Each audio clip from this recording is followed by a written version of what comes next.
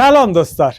Ərdəbildə memaridə nəqş və niqar, rəng hər nəyin bir dənə mənisi var imiş.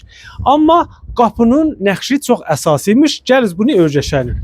Dostlar, qədim Ərdəbil məntəqəsində əgər bu cəftələr qalın olsaymışlar, yəni ağa qapını döyür və evdəki içəridə bilirmiş ki, bu qapını döyən ağadır. Və əgər riz ya zərif səslən olsaymış, müşəxəs imiş ki, xanım bunu qapını döyür və qapıya istiqbalına çıxan xanımca deymiş.